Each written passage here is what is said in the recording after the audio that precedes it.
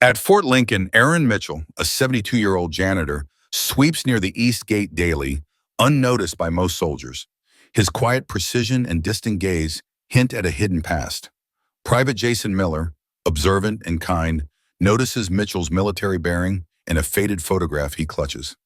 Digging deeper, Jason uncovers a name patch and links Mitchell to Operation Thunderline, a classified 1907 mission where Captain Aaron Mitchell was presumed KIA. As whispers of his heroism spread, a new base commander's strict rules threaten Mitchell's routine, setting the stage for a truth that will shake the base. If Aaron Mitchell's story touched you, help us share more unsung heroes' legacies. Like, share, and subscribe to keep these stories alive. Drop a comment about someone whose quiet strength inspired you. Together, let's ensure no good person is forgotten. Support our channel today. Thank you. The young soldier's words cut through the crisp morning air like a blade. You don't belong here. Get moving! His hand flicked outward, a careless gesture, as if shooing away a stray bug or a fallen leaf caught in the wind. Private Eric Dalton, barely 22, stood at the east gate of Fort Lincoln, his posture rigid, his voice laced with the impatience of youth.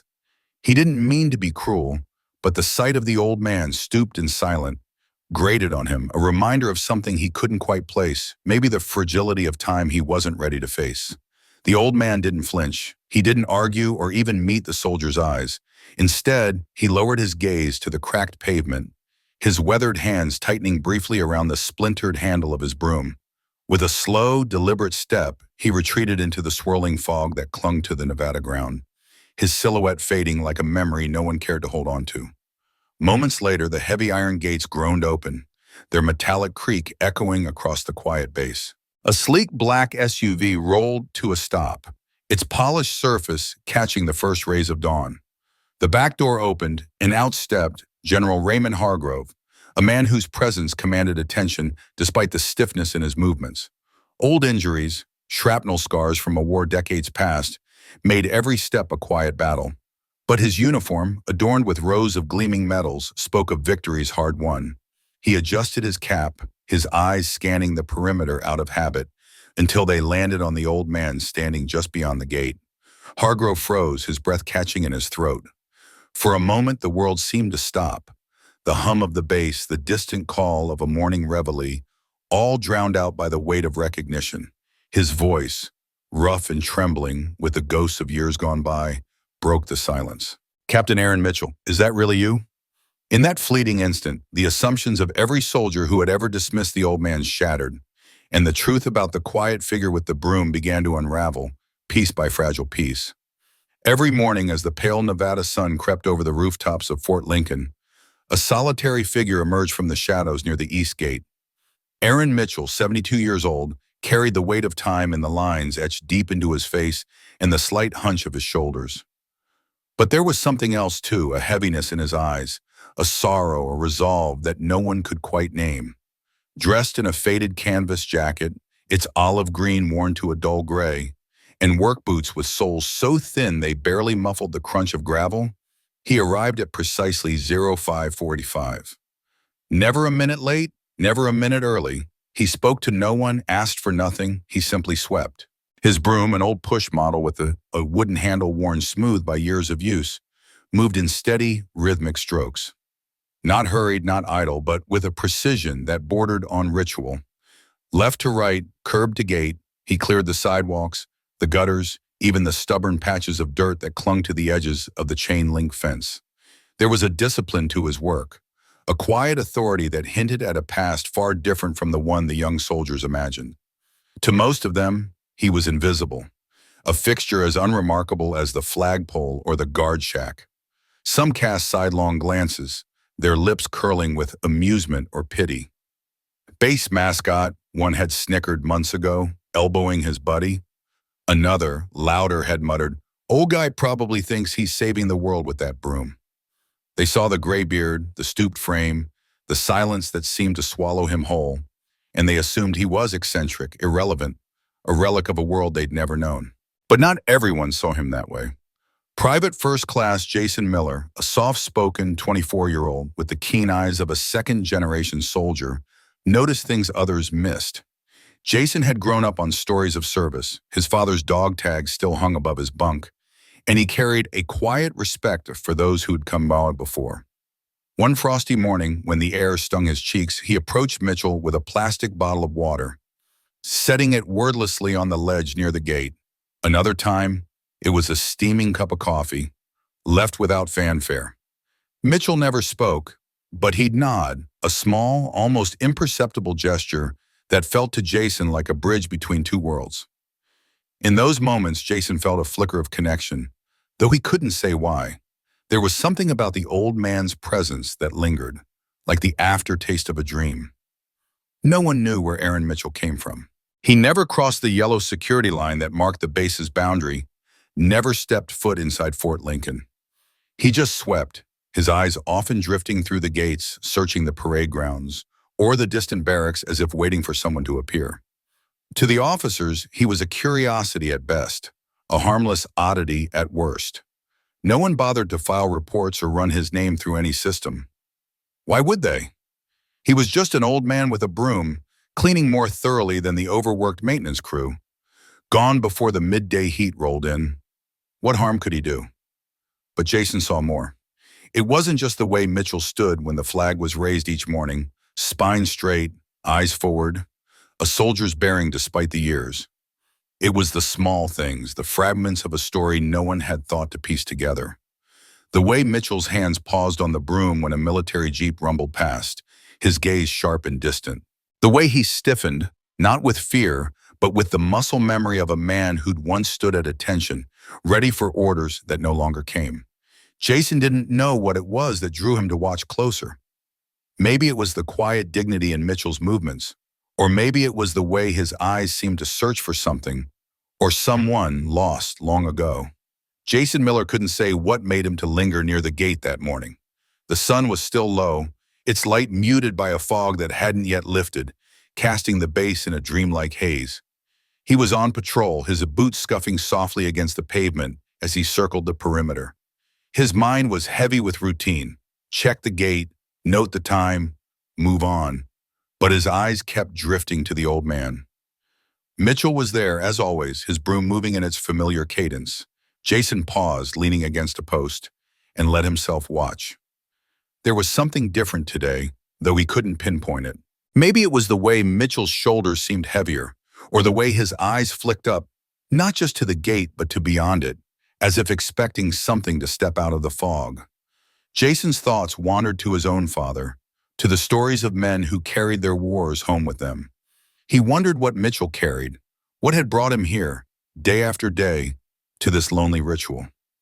He didn't know it then, but he was beginning to see the outlines of a story, one that had been waiting years to be noticed. And Mitchell, he just kept sweeping, his broom whispering against the pavement, his heart heavy with memories he'd never shared, and waiting for a moment he wasn't sure would ever arrive. The morning air bit at Jason's fingertips as he cradled his steaming coffee, the warmth of the mug a fleeting comfort against the chill seeping through his uniform. He stood just inside the eastern gate of Fort Lincoln, his gaze drifting to the familiar figure of Mitchell, the old man who swept the sidewalks each dawn. Mitchell was a constant, like the concrete barriers or the flag that fluttered lazily above. But today something about him pulled Jason's attention sharper than usual. The old man stood motionless, broom gripped in one weathered hand, the other curled tightly around a small, tattered photograph. The edges of the photo were soft, worn thin by years of careful folding and unfolding, as if it were a sacred relic.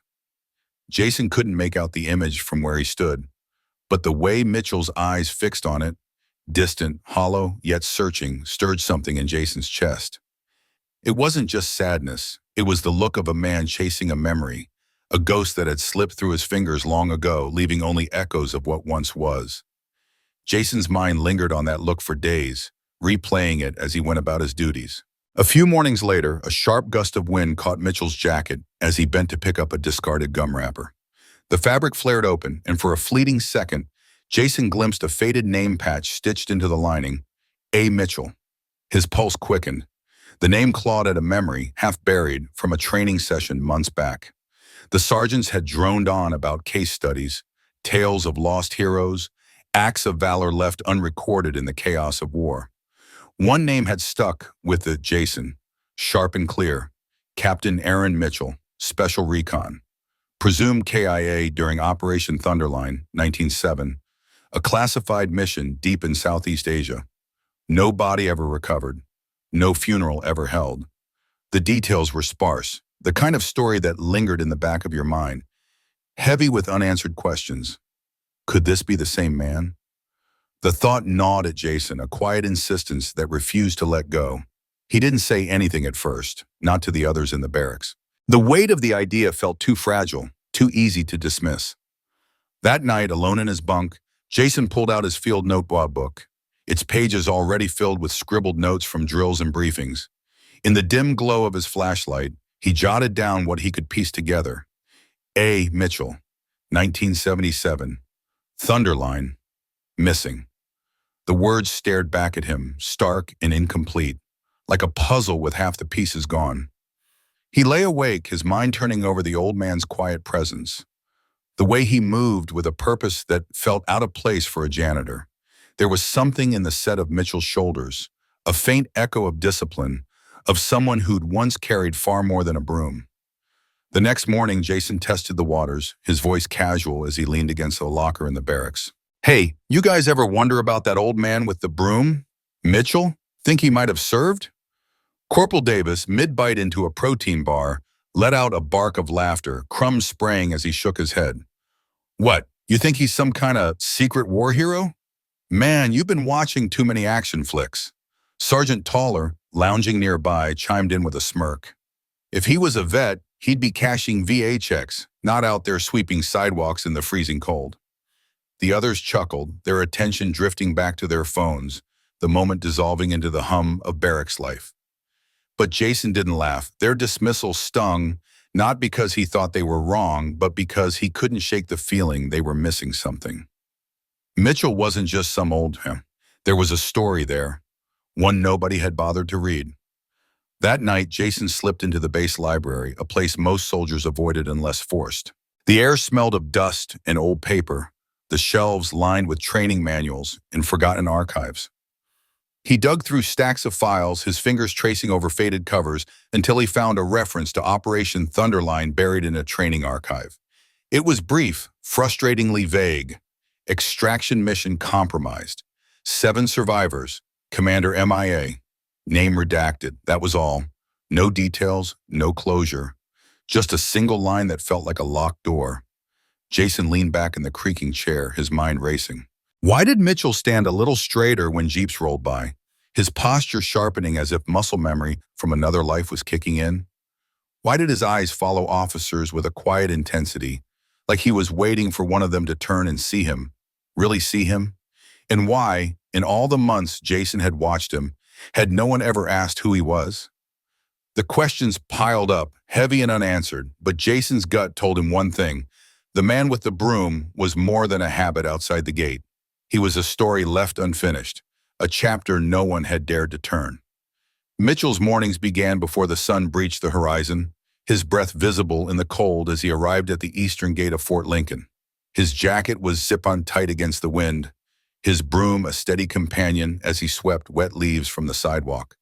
The gate itself was unchanging, concrete barriers, 2 posted guards, the flag swaying gently overhead. But something had shifted that week. A new base commander, Colonel David Rohr, had taken charge. Young for his rank, Rohr was all sharp edges and efficiency, a man who lived by protocol and saw no room for gray areas. His new initiative was clear: tighten security, no exceptions. Civilians lingering near the perimeter, even ones as harmless as Mitchell, were now a liability in his eyes. At 0600 sharp, 2 MPs approached Mitchell as he worked, their boots clicking against the pavement. Their stance was polite but unyielding, their voices carrying the weight of orders. "Sir," one said, his tone firm, "I'm going to need you to step away from the fence. You're not authorized to be this close to the base entrance." Mitchell paused, his broom still in hand, his eyes lifting slowly to meet theirs. For a moment, Jason, watching from his post, thought he saw something flicker in the old man's expression. Not defiance, but a quiet, unspoken dignity, as if he were weighing the cost of stepping away from a place that held more meaning than they could know. Aaron lifted his gaze from the cracked pavement, his eyes steady and serene, carrying a quiet strength that seemed to defy the weight of years. The broom in his hands, its bristles worn from countless sweeps along this forgotten stretch of Fort Lincoln, paused mid-motion. "I've been tending to this patch of ground for years," he said, his voice low but firm, laced with a conviction born of routine and unspoken loyalty. "I know you folks have your rules, but new orders have come down. No civilians past the yellow line. I'm afraid you'll need to clear out." The words came from a young soldier, his tone polite but unyielding, his posture rigid with the weight of protocol. Aaron felt a pang, not of anger but of resignation, a familiar ache that settled in his chest like an old friend. He didn't argue. There was no point. He'd seen orders change before, decades ago, in places far harsher than this quiet base. With a slow nod, he leaned the broom against the rusted chain-link fence, its metal cold against his calloused fingers. He bent down, his knees creaking, to gather his belongings, a dented bucket brimming with cleaning supplies, their handles worn smooth by years of use, an old jacket meticulously folded on a splintered bench, its fabric soft and faded like a memory, and a small, weathered satchel, its leather cracked but holding secrets he'd carried for longer than most of these soldiers had been alive. His fingers brushed the satchel's strap, and for a moment he hesitated, a flicker of unease passing through him. He lifted it carefully, but the zipper caught on the bench's jagged edge. The satchel jerked in his hand, and a metal box slipped from the open flap, tumbling to the concrete with a sharp, ringing clatter that sliced through the morning stillness. The lid sprang open on impact, and time seemed to halt. The soldiers nearby froze, their eyes darting to the small, unassuming box now splayed open on the ground. Inside lay relics of a life no one expected from a man like Aaron, a man they'd passed by for years without a second glance. A silver star, its surface dulled by time but still gleaming with the weight of sacrifice, caught the sunlight. Beside it, a frayed unit patch, its edges singed, the faded stitching barely whispering the words, "Special Recon, Thunderline." And beneath it all, a creased photograph, torn at the corners, its edges curling like the pages of a forgotten book. The image captured 8 men in uniform, their faces smudged with soot and resolve, standing before a helicopter consumed by flames. The background was a frozen chaos of dust and fire, a moment of violence preserved in sepia tones. Aaron's heart clenched as he looked at it, the faces staring back at him, younger versions of men he'd never stopped carrying in his soul. Rodriguez, a logistics clerk with a boyish face and eyes wide with curiosity, stepped closer, his boots scuffing the pavement. He crouched, squinting at the patch, his breath catching as recognition sparked. "Sir," he said, his voice trembling with a mix of awe and disbelief. "I've seen that patch before, in a debriefing file. That's Thunderline. That mission, it went bad, didn't it? Back in the 70s. They lost almost everyone." His words hung in the air, heavy with the weight of history. Rodriguez's mind raced, piecing together fragments of classified briefings he glimpsed in dusty archives. Stories of a mission so catastrophic it was spoken of in hushed tones, a legend of loss and survival. Jason Miller, stationed just inside the guard post, overheard Rodriguez's words. His clipboard slipped from his hands, clattering to the ground as his heart lurched. He stepped out, his boots pounding against the pavement, his mind a whirlwind of questions. "Wait, what did you just say?" he asked, his voice sharp with urgency as he turned to Rodriguez, then to Aaron, who was still kneeling by the box. "This guy," Rodriguez said, pointing to the photograph, his finger trembling slightly. "If this is who I think it is, that mission was classified. The commander, he was presumed KIA, never came back." Jason's pulse thundered in his ears, his breath shallow as he crouched beside Aaron. The old man was closing the metal box with a deliberate, almost reverent care, his fingers tracing the edges as if sealing away a lifetime of pain. Jason's eyes locked onto Aaron's, searching for answers in the weathered lines of his face. "Sir," he said, his voice barely above a whisper, "were you part of Thunderline?" Aaron didn't respond right away. His gaze drifted past Jason, settling on the gate in the distance, its bars a silent boundary between his past and the present. Memories surged unbidden, screams muffled by the roar of flames, the weight of a brother in arms slung over his shoulder, the bitter taste of dust and blood. "Not everyone came home," he said finally, his voice low and steady, each word carved from a place of deep, unshakable resolve. "But someone had to stay behind to make sure the others did." The confession was quiet, but it carried the weight of decades, of choices made in the crucible of war, of a life lived in the shadows of a single defining moment. Jason's breath caught, his mind reeling. He stood abruptly, his legs moving before his thoughts could catch up. He sprinted across the yard, his boots pounding the earth, his heart hammering with the realization that he'd stumbled upon something extraordinary. He nearly collided with two privates, their surprised shouts fading behind him as he barreled toward headquarters. Bursting through the admin office door, he stood breathless before Captain Walters, who looked up from her desk, her expression a mix of irritation and surprise. "Miller, you better have a damn good reason for this," she said, her voice sharp as she set down her pen. "I do," Jason gasped, his chest heaving. "I think we've been ignoring a living piece of military history." Back at the gate, Aaron rose to his feet, clutching the metal box to his chest. He brushed a speck of dirt from the silver star, his fingers lingering on its surface, the cool metal grounding him against the flood of memories. The soldiers around him stood in a quiet semicircle, their eyes fixed on him with a mixture of respect and uncertainty. Across Fort Lincoln, the air was shifting, charged with an unspoken urgency. Phones began to ring in offices, their insistent trills cutting through the hum of routine. In one secure office, a general's aide lifted a receiver, his voice clipped and urgent. "You're going to want to see this in person, sir," he said, his words carrying the weight of discovery. By late afternoon, Fort Lincoln was alive with a restless energy. No official announcement had been made, no sirens blared, but the base hummed with an electric undercurrent.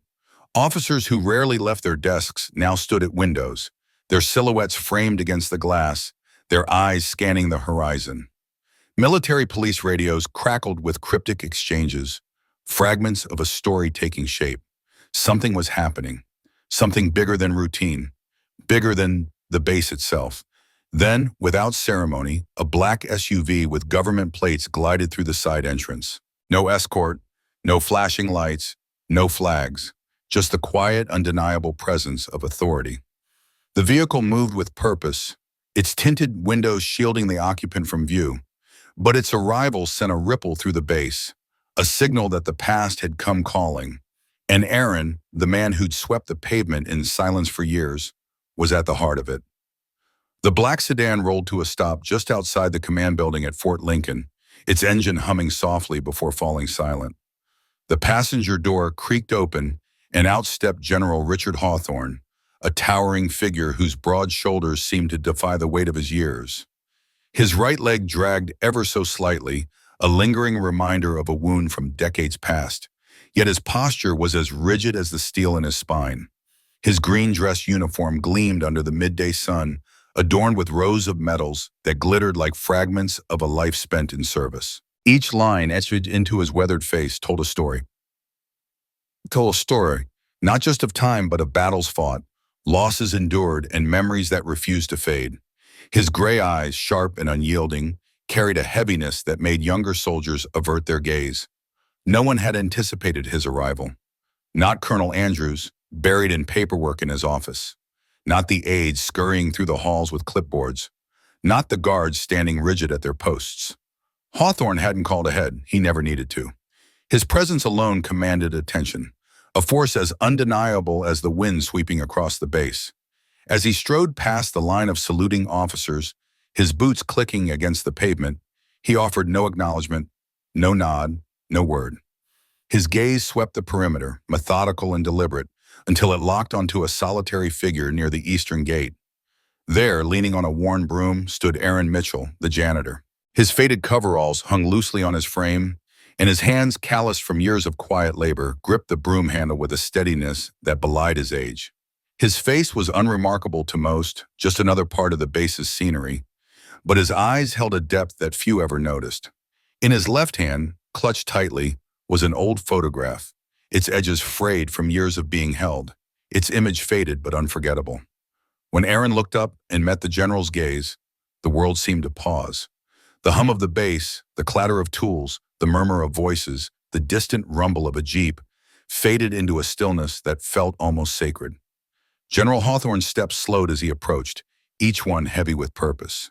His hand rose to his cap, and with a deliberation that bordered on reverence, he removed it, pressing it against his chest.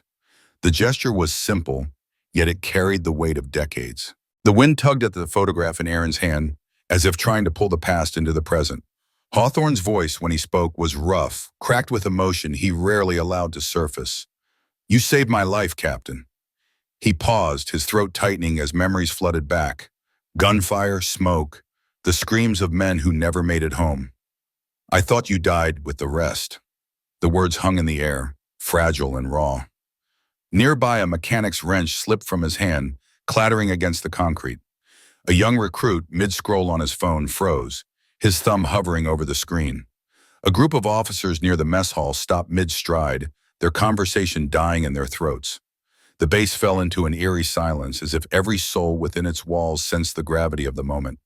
Aaron and Hawthorne stood face to face, two men bound by a shared history no one else could fathom. One in a pristine uniform, the other in tattered work clothes, yet in that moment, they were equals. Two ends of a story that had remained incomplete for far too long. Aaron's chest rose as he drew a slow breath, his voice low but steady, carrying the weight of years spent in the shadows. "Not all of us made it, General, but I couldn't leave this world until I knew someone remembered." His words were simple, but they cut through the air like a blade, each syllable laced with the pain of survival, the guilt of outliving his brothers, and the quiet resolve that had kept him going. Hawthorne's jaw clenched, his eyes glistening with unshed tears. His voice dropped to a whisper, barely audible over the soft rustle of the wind. "You were presumed dead, Aaron. Operation Thunderline was classified, buried deep in the archives. Your name, it's carved on the memorial pamphlet at headquarters. I've stood before it more times than I can count, saluting a ghost." The general's hands trembled slightly, betraying the composure he'd spent a lifetime perfecting. He could still see it, the chaos of that night, the explosion that should have claimed them all, and the man who had stayed behind to hold the line. A small crowd had begun to gather, drawn by the sight of the general and the janitor locked in this incomprehensible moment.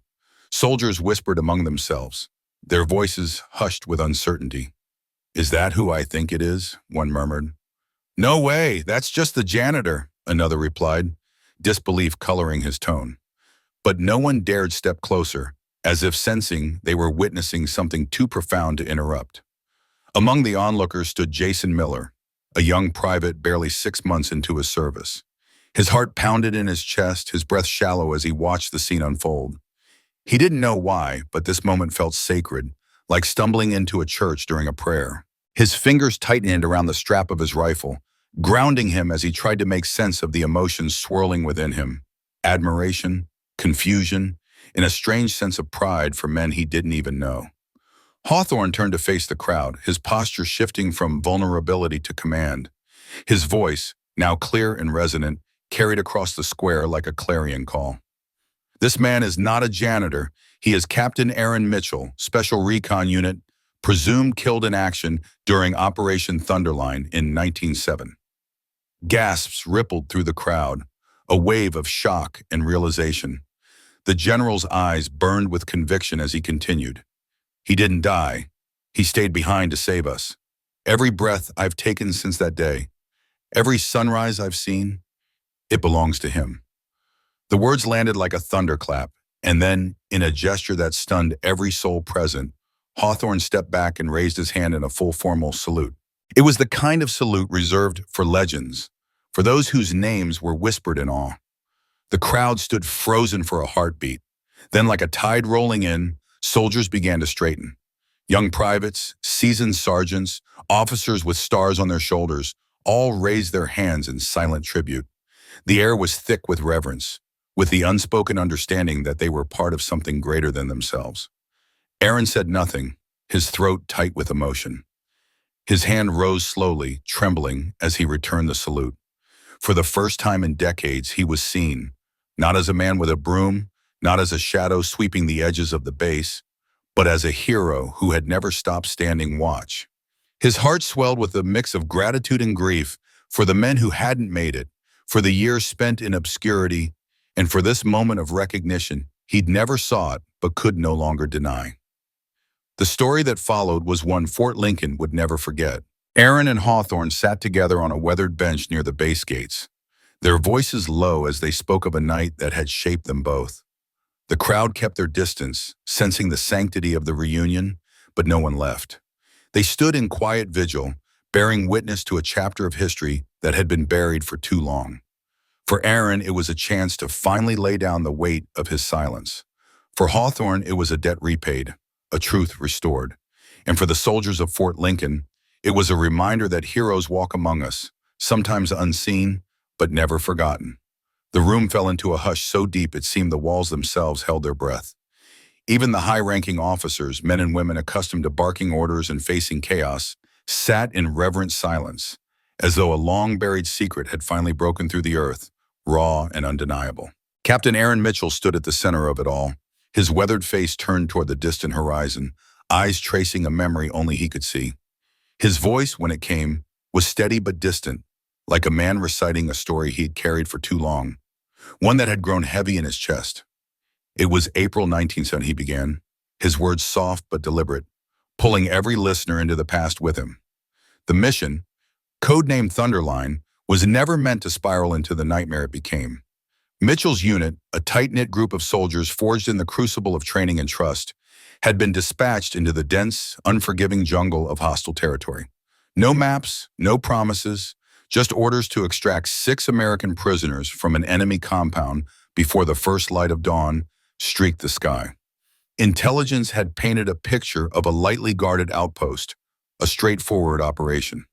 But intelligence, Mitchell thought bitterly even now, had been dead wrong. The moment their boots touched the clearing, the jungle erupted. Gunfire tore through the night from every angle, a relentless storm of bullets that shredded leaves and splintered trees.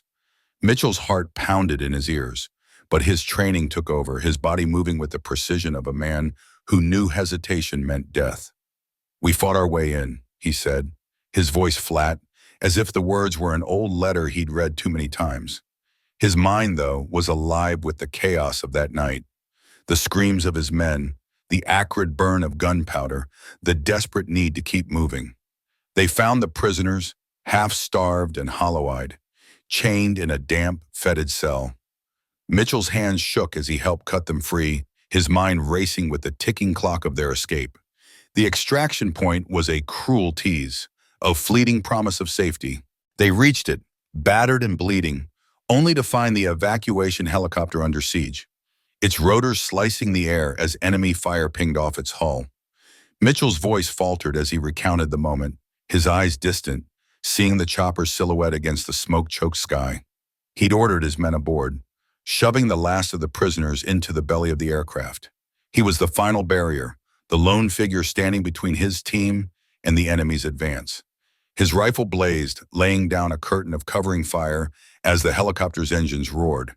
His chest tightened with the weight of responsibility, the fear that he wouldn't be enough to hold the line. But he did.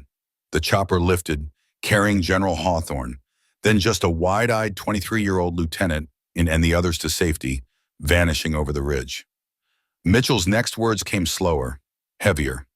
"I got hit." A bullet tore through his shoulder, the pain a white-hot explosion that sent him staggering. He stumbled, the ground giving way beneath him, and he plummeted down a ravine, the world spinning into darkness. An explosion from a second helicopter shot down in a fiery wreck, knocked him unconscious. When he woke, the jungle was eerily silent, the battle's echoes gone. His body screamed with pain, his mind a fog of disorientation. Then came the capture. For 2 years, Mitchell existed in a purgatory of isolation. No name, no records, barely enough food to keep his heart beating.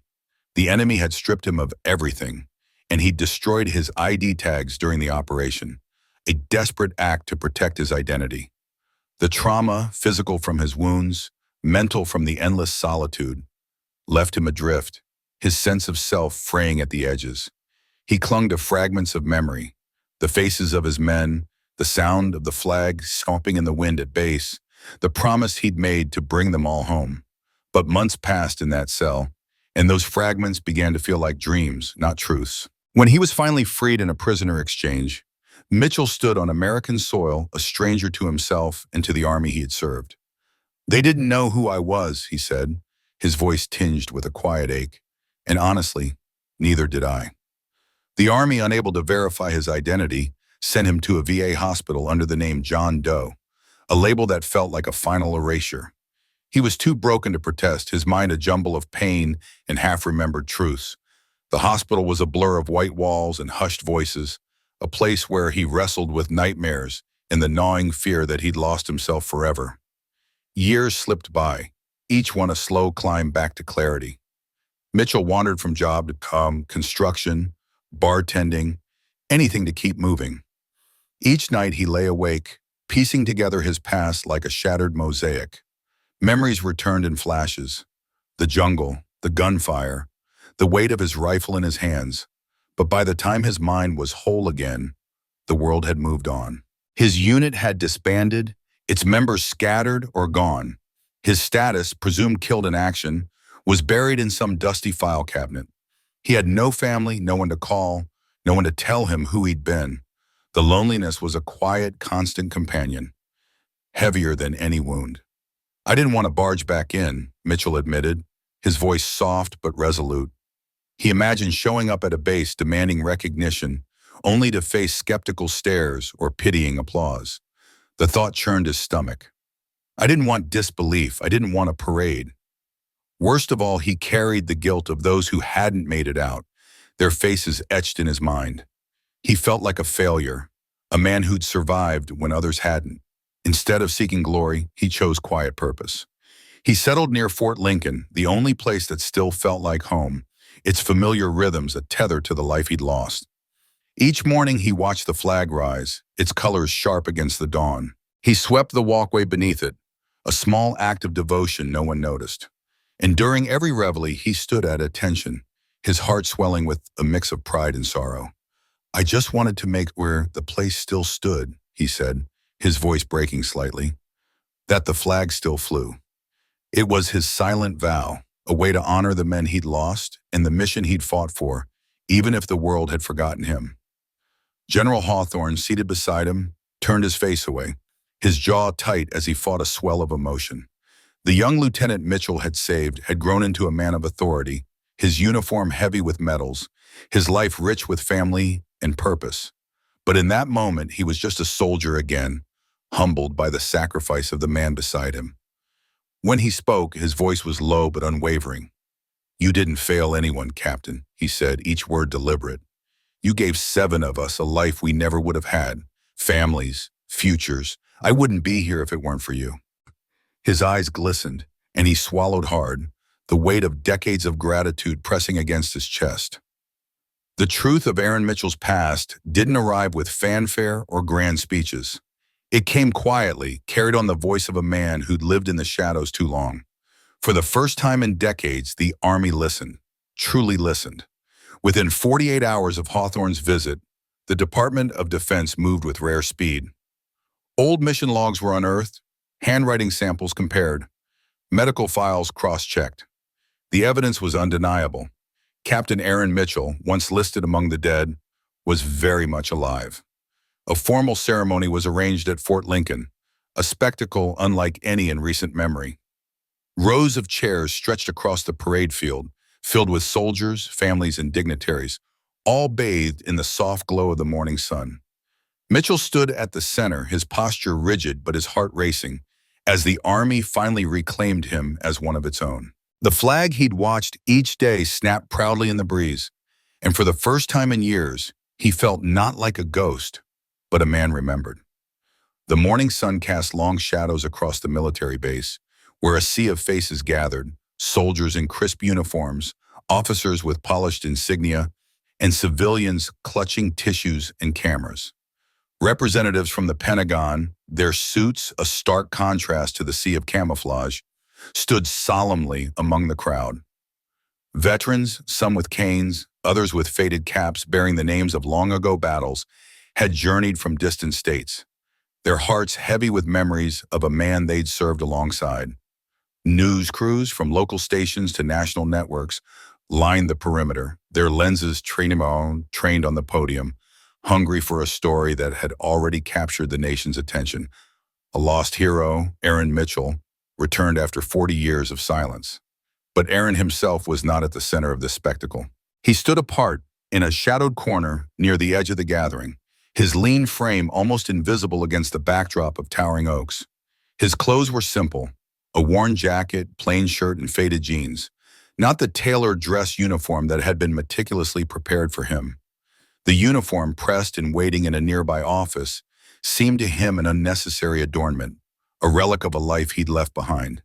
His hands were clasped behind his back, his posture rigid yet unassuming, as if the ceremony unfolding before him honored someone else entirely. His eyes, weathered by decades of quiet burdens, scanned the crowd with a mix of curiosity and detachment, his heart a tangle of gratitude and unease. One by one the medals were presented, each one gleaming under the morning light, each one a testament to a courage few could fathom. The Silver Star, awarded for gallantry in the face of overwhelming odds, shimmered as it was placed on the velvet display. The Purple Heart, a somber recognition of wounds endured in the line of duty, seemed to carry the weight of blood and sacrifice. And the Distinguished Service Cross, earned during a mission so daring it had been deemed impossible, stood as a monument to a man who had defied death itself. Aaron's gaze lingered on the medals, not with pride, but with a quiet sorrow, as if they were ghosts of a past he'd long buried. The base commander, his voice steady but reverent, announced that Aaron's name had been officially struck from the Killed in Action registry, reclassified as retired with honor. Decades of back pay, compounded with interest, had been restored to him, a small fortune for a man who'd lived with so little. The Department of Defense offered him a home on any base he chose, lifelong medical care, and access to every veteran's benefit denied to him for 4 decades. Aaron listened, his face unreadable, but inside his thoughts churned. These gestures, generous as they were, felt like offerings to a stranger. He hadn't returned for wealth or comfort. He hadn't even returned at all, not in the way they thought. He'd simply never left. When the commander called his name, the crowd stirred, eyes turning to find him. Aaron stepped forward, his movements slow and deliberate, each step a quiet battle against the weight of attention. The crowd rose to its feet, a wave of applause swelling around him, but he raised a hand, palm outward, silencing them with a gesture that was neither commanding nor dismissive, just honest. He reached the podium, his boots scuffing softly against the wood, and leaned toward the microphone. "I'm grateful for what's been done here today," he said, his voice low but steady, carrying a strength that belied its softness. "But I didn't come back for medals or recognition. I didn't stay hidden to be found. I stayed to keep watch over the flag, to make sure it was never left unraised." A hush fell over the crowd, as if the air itself had paused to listen. Aaron's words were simple, but they carried the weight of a life lived in service to something greater than himself. He paused, his gaze sweeping the faces before him, soldiers young enough to be his grandchildren, officers who'd only read of his exploits in classified files, civilians who saw him as a headline, but not a man. His eyes settled on the base commander, and his voice grew firmer. "I don't want a house. I don't need a title. I've had enough walls around me for one lifetime." He hesitated, his throat tightening with a memory he didn't share, a memory of jungles, of gunfire, of nights spent wondering if he'd ever see another dawn. "What I'd like," he continued, "is permission to raise the flag each morning. Just that. Nothing more." The silence that followed was profound, broken only by the slow rise of General Hawthorne from the front row. The general, a man whose stern face had softened with emotion, turned first to the commander, then to the crowd. His voice, when he spoke, was thick with respect. "Captain Mitchell has earned the right to raise any flag on any base in this nation. If he wishes to serve in this way, we should be honored to let him." The room erupted in applause, a thunderous wave that seemed to shake the very ground. But Aaron only nodded once, a single understated acknowledgement, before stepping down from the podium, his heart both full and heavy. In the days that followed, the base was besieged by media outlets, their vans clogging the roads, their reporters clamoring for interviews. They wanted to turn Aaron's story into a spectacle. Television specials, documentaries, front-page features. But Aaron declined them all, his refusals polite but firm. When a persistent journalist cornered him, asking why he shunned the spotlight, Aaron's answer was as direct as his gaze. If I'd wanted attention, I wouldn't have spent 40 years in silence. The words, though quiet, carried a weight that silenced the reporter, who walked away with nothing but a story he'd never fully understand. Life at the base settled into a new rhythm, one shaped by Aaron's quiet presence. Each morning at 0600, the gates opened a few minutes early, not for an officer's convoy, but for a man in a faded jacket, a folded flag tucked under one arm, a broom in the other to sweep the flagpole's base clean. The honor guard, young soldiers who'd grown up on tales of heroes, now stood beside him, their faces a mix of awe and curiosity. A bugler from the bass band played reveille, the notes crisp in the dawn air, and Aaron raised the flag with a precision that spoke of decades of devotion. The base began to understand, slowly, that some men don't serve for recognition. They serve because it's woven into the fabric of who they are, a duty that doesn't end with retirement, medals, or applause. It started with a single child, a boy from the base housing area, no more than 7 years old. He'd wandered to the flagpole one morning, still in his pajamas, a toy truck clutched in one hand, his father's calloused fingers wrapped around the other. The boy's eyes, wide with wonder, followed Aaron's every move as he raised the flag. Each fold of the fabric was precise, each motion imbued with a reverence that felt almost sacred. The boy didn't speak, didn't ask questions.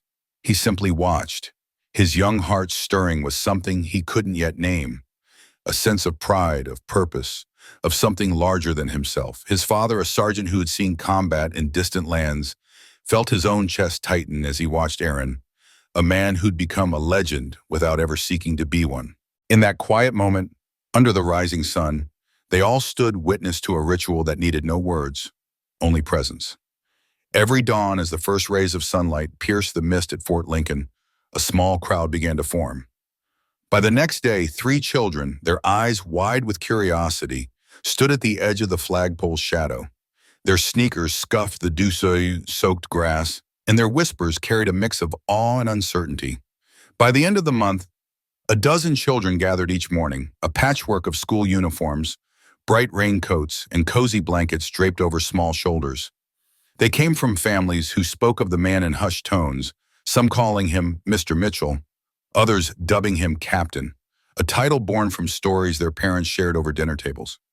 Each child carried a spark of wonder, their young hearts stirred by the quiet figure who stood before the flagpole with a reverence that felt both ancient and alive. Aaron Mitchell greeted them with a nod, his weathered face softening into a faint smile that held a world of unspoken stories. The children sensed something profound in his silence, a depth they couldn't yet name but felt in their bones. He returned to his task with a steady grace, his movements deliberate as he raised the flag or swept the ground clean. His hands, calloused from years of service and sacrifice, moved with a quiet dignity that seemed to hush the world around him. Aaron never sought their attention, never craved their admiration, but the children's questions came anyway, bubbling up like a stream breaking free. "Why do you stand so still, sir?" a boy with a crooked tie asked, his voice trembling with respect. "Were you really in a war?" a girl in a yellow raincoat piped up, clutching her backpack. "Do you miss your team?" another whispered, barely audible as if the question itself might wound him. Aaron's answers were sparse but heavy with truth, each word chosen with care, as if he were sifting through a lifetime of memories to find the ones that mattered most. "Discipline matters most when no one's watching," he'd say, his voice low and steady, his eyes fixed on the flag as it caught the morning breeze. "Duty isn't what you're told to do. It's what you choose to do, even when it's hard." And when they asked about his team, his gaze would drift, just for a moment, to a place only he could see. "Yes," he'd admit, his voice softening to a near whisper, "I miss them every day." The children absorbed his words, their young minds grappling with the weight of loss and loyalty, sensing that this man carried a story far bigger than the flagpole he tended. Word of Aaron's quiet ritual spread beyond the base, rippling through the nearby town and beyond. Cadets from Silver Ridge Military Academy, an hour's drive away, began making the pilgrimage every weekend. They arrived in crisp uniforms, their faces a mix of youthful ambition and quiet reverence. Many didn't dare approach, choosing instead to stand at a respectful distance, notebooks clutched tightly as they observed Aaron's every move. They watched the precise way he folded the flag, each crease a testament to his unwavering care. They noted the solitary salute he offered, a gesture so steeped in honor it seemed to pause time itself. They even noticed how he stooped to pick up the smallest bits of litter near the pole, a candy wrapper, a stray leaf, as if the ground itself deserved his respect. To them, Aaron was more than a man. He was a living lesson in duty, a reminder that greatness could be found in the smallest acts. The Academy, moved by his example, partnered with the Department of Defense to create the Aaron Mitchell Ethics Library. It wasn't just a building filled with dusty tomes on military strategy. It was a sanctuary of stories, housing journals, letters, and case studies that explored the human heart of service. The library became a pilgrimage site for officer candidates, a required stop before they earned their commissions. They walked its halls, reading accounts of courage and sacrifice, their footsteps echoing with the weight of Aaron's legacy. For these young men and women, the library wasn't just about learning rules. It was about understanding the cost of leadership, the quiet resolve required to carry on when the world turned away. But Aaron's influence stretched further still. General Hawthorne, a grizzled veteran on the cusp of retirement, felt a fire reignite in his chest when he heard of Aaron's story. He couldn't shake the thought of what Aaron had endured. Lost in the fog of war, presumed dead, left to find his way back alone. Determined to ensure no soldier would face such a fate again, Hawthorne championed the Mitchell Protocol. This set of reforms was a promise etched in policy designed to protect those who served in the shadows. It mandated rigorous follow-ups for soldiers presumed killed in action, especially in covert operations. It required secondary identification methods for classified missions, ensuring no one would be forgotten. It demanded thorough Veterans Affairs reviews for unidentified veterans and placed new accountability on commanders to oversee the reintegration of prisoners of war and missing in action returnees. In a quiet Pentagon conference room, the protocol was signed into effect. Aaron's photograph resting beside the flag at the table's head, a silent sentinel watching over the change he'd inspired. Hawthorne, his heart heavy with pride and sorrow, knew this was his final act of service, a way to honor a man who'd never sought the spotlight. Aaron, when told of the protocol, reacted with the same humility that defined him. "If it helps someone else find their way back home," he said, his voice steady but soft, "that's enough." He didn't need fanfare or recognition. The thought of sparing another soldier his pain was reward enough. Back at Fort Lincoln, the base transformed in his wake. The morning flag raising, once a routine task, became a sacred ritual. Duty rosters were adjusted so more soldiers could stand in the cool dawn air, their boots aligned as they watched the stars and stripes climb the pole. School buses passing by on their morning routes began pausing 5 minutes early, their engines idling as children pressed their faces to the windows, watching Aaron's quiet ceremony. Officers, in their leadership briefings, invoked his name, not to glorify him, but to remind their troops of the power of unseen sacrifice, of the strength it took to carry on without applause. Aaron never stood behind a podium, never accepted the honorary degrees offered to him, never penned a memoir to cement his story.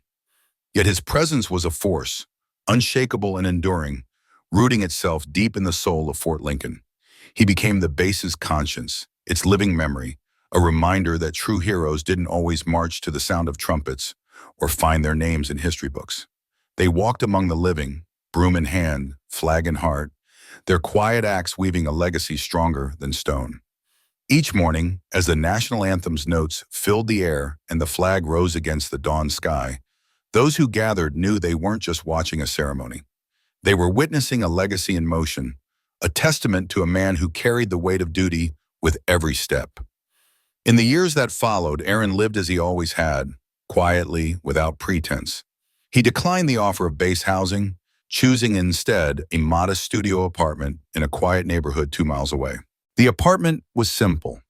No plaques adorned the walls, no trophies gleamed on shelves. A small bookshelf held a few well-worn volumes, their pages dog-eared from years of reading. A faded recliner sat by the window, its fabric softened by time, offering a place for Aaron to sit and watch the world go by. His life was unadorned, but it was enough. In his solitude, he carried the memories of his team, the weight of his service, and the quiet pride of knowing he had made a difference, not for himself, but for those who'd come after. In a shadowed corner of Aaron Mitchell's modest room at Fort Lincoln sat a weathered wooden case, its worn grain holding the weight of years. Inside rested his broom, its handle polished by decades of calloused hands, and his neatly folded uniform, the creases sharp despite the passage of time. Each dawn, before the base stirred from its slumber, Aaron rose. His body, now frail with age, carried him along a path etched into his soul. Same hour, same steps, same unshakable purpose.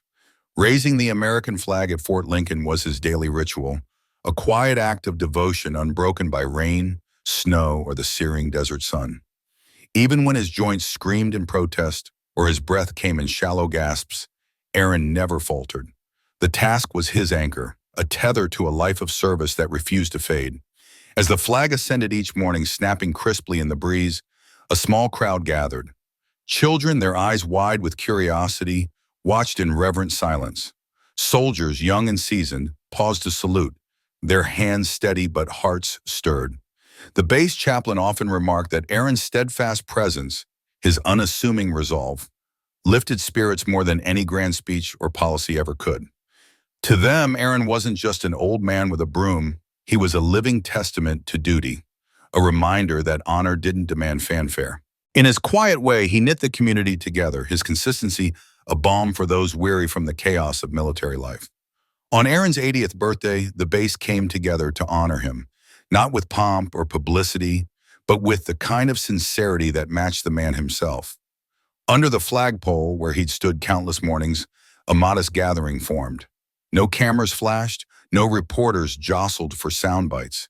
Just the people who knew him best, soldiers, families, and children who'd grown up watching him. The gifts they brought were simple but heavy with meaning. A wounded Marine from the base's rehabilitation unit presented a walking staff, its wood painstakingly carved with intricate patterns, each curve a silent thank you for Aaron's example. Military children, their faces beaming, handed over a bundle of handwritten letters, pages bursting with colorful drawings and curious questions about his life. Sergeant Jason Miller, once a boy who'd watched Aaron from afar, stepped forward to read a note signed by the entire morning watch. "To the man who shows us what service truly means," he read, his voice thick with emotion. "We stand tall because you stood first." Aaron listened, his weathered face betraying a flicker of disbelief, as if he couldn't fathom why they'd gone to such trouble for him. Among the attendees was General Hawthorne, now retired, his once commanding presence softened by time. After the crowd dispersed, the two men sat alone under the flagpole, the late afternoon sun casting long shadows. Aaron turned to his old friend, his voice low and tinged with wonder. "I never thought I'd be remembered like this," he admitted, his eyes tracing the flag above. The general chuckled, his gaze warm but knowing. "That was always your blind spot, Captain," he said. "You never realized how impossible it was to forget you." In that moment, Aaron felt a quiet swell of gratitude, though he'd never say it aloud. He'd spent his life serving without expecting reward, yet here was proof that his actions had rippled far beyond his sight. 5 years later, Aaron passed away in his sleep, his departure as unassuming as his life. No dramatic final words, no grand gestures, just an old soldier at rest, his hand curled around the carved staff by his bedside. The military funeral that followed drew hundreds, soldiers in crisp uniforms, veterans with weathered faces, cadets eager to honor a legend, and children clutching their parents' hands. Strangers came too, drawn by a story they'd heard only once but could never shake. The service was solemn, the air thick with respect, yet it was the next morning's tribute that truly captured Aaron's legacy. At precisely 0600 hours, 7 American flags rose simultaneously at 7 military bases across the nation. Each was hoisted by a young soldier who'd either known Aaron personally or grown up on tales of his quiet heroism. Later, those flags, carefully folded, were presented to local schools, each accompanied by a handwritten note. Heroism isn't about medals, it read. It's about choices no one sees. The note was signed simply, a friend of Captain Aaron Mitchell. Long after his passing, Aaron's influence endured, a quiet current shaping those who'd known him. He'd never sought to teach, yet his life was a masterclass in devotion. He'd asked for no accolades, no statues, no parades. But in the end, he became the measure of service itself, a standard others aspired to, whether they knew his name or not. Look closely at the janitor sweeping your school's halls, his steps deliberate despite the ache in his back. Watch the bus driver who never misses a stop, rain or shine, his face etched with quiet resolve. See the old man in the park, folding a flag with trembling hands, though no one asked him to. They may have faced battles you'll never know, stood firm when others faltered. Aaron Mitchell was such a man. He never craved recognition, never hungered for medals or applause. Yet through his steady hands, his unwavering presence, he showed that duty doesn't retire and honor doesn't dim with age. His broom was more than a tool. It was a symbol of his belief that every day, every person, every flag deserved care, even when no one was watching. If you've ever known someone like Aaron, someone whose quiet strength shaped you, take a moment to say thank you. It might be the only gratitude they ever receive. Heroes don't always wear uniforms. Some carry brooms, some walk alone, some simply show up day after day because that's what integrity looks like. Aaron Mitchell's story reminds us to see them, to honor them, and to carry their lessons forward.